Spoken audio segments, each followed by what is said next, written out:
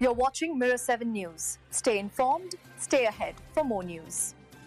Hey everyone, there's an update on Hurricane Erin, which has been making headlines as it moves across the Atlantic toward the Caribbean. This storm has been closely monitored after it became a rare Category 5 hurricane on Saturday night, with winds reaching up to 160 miles per hour. Since then, it has been downgraded to a Category 3 storm, but it's still extremely powerful and continues to pose significant hazards in the region. Erin has been growing in size, with tropical storm-strength winds now extending more than 200 miles from its center. This means that even areas not directly in the path of the storm are feeling the effects, with heavy rain, flash flooding, and landslides expected in places like the Virgin Islands and Puerto Rico.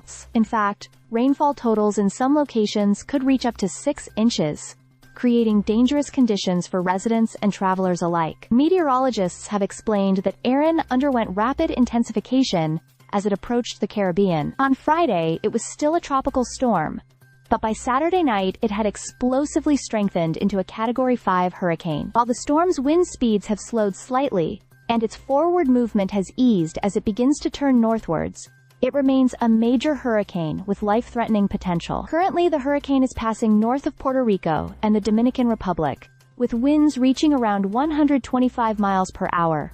Tropical storm warnings have been issued for the Turks and Caicos Islands, where strong winds and dangerous rip currents are anticipated. The storm is expected to pass east of the Turks and Caicos and the southeastern Bahamas over the next couple of days. Meanwhile, tropical storm watches have been discontinued for Saint Martin, Saint Barthélemy, and Saint Martin. Even though Erin is not expected to make landfall on the U.S. mainland, its impact will be felt along the entire East Coast. Life-threatening surf and rip currents are expected from Florida all the way up to New England, with particularly hazardous conditions forecast for Florida, the mid-Atlantic states, and even Bermuda. Coastal flooding, beach erosion, and extremely dangerous waves are being warned for, with some areas seeing waves as high as 50 feet near the storm's center. Authorities have taken precautions as well. In the U.S. Virgin Islands, vessel restrictions have been put in place at ports in St. Thomas and St. John. 6 municipalities in Puerto Rico, including San Juan, have also been affected by these safety measures.